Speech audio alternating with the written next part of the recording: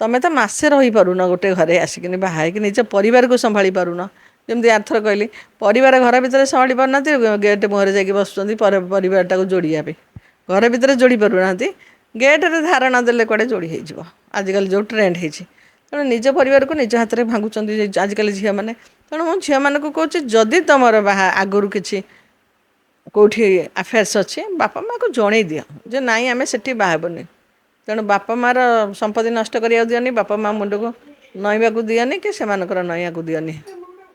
ତମେ ତ ମାସେ ରହିପାରୁନ ଗୋଟେ ଘରେ ଆସିକିନି ବାହା ହେଇକି ନିଜ ପରିବାରକୁ ସମ୍ଭାଳି ପାରୁନ। ଯେମିତି ଆରଥର କହିଲି ପରିବାର ଘର ଭିତରେ ସମ୍ଭାଳି ପାରୁନାହାନ୍ତି ଗେଟ୍ ମୁହଁରେ ଯାଇକି ବସୁଛନ୍ତି ପରିବାରଟାକୁ ଯୋଡ଼ିବା ପାଇଁ। ଘର ଭିତରେ ଯୋଡ଼ି ପାରୁନାହାନ୍ତି ଗେଟ୍ରେ ଧାରଣା ଦେଲେ କୁଆଡ଼େ ଯୋଡ଼ି ହେଇଯିବ। ଆଜିକାଲି ଯେଉଁ ଟ୍ରେଣ୍ଡ ହେଇଛି ତେଣୁ ନିଜ ପରିବାରକୁ ନିଜ ହାତରେ ଭାଙ୍ଗୁଛନ୍ତି ଆଜିକାଲି ଝିଅମାନେ। ତେଣୁ ମୁଁ ଝିଅମାନଙ୍କୁ କହୁଛି ଯଦି ତୁମର ବାହା ଆଗରୁ କିଛି କେଉଁଠି ଆଫେୟାର୍ସ ଅଛି ବାପା ମାଆକୁ ଜଣେଇ ଦିଅ ଯେ ନାଇଁ ଆମେ ସେଠି ବାହା ହେବୁନି। ତେଣୁ ବାପା ମାଆର ସମ୍ପତ୍ତି ନଷ୍ଟ କରିବାକୁ ଦିଅନି। ବାପା ମାଆ ମୁଣ୍ଡକୁ ନଇବାକୁ ଦିଅନି କି ସେମାନଙ୍କର ନଇବାକୁ ଦିଅନି।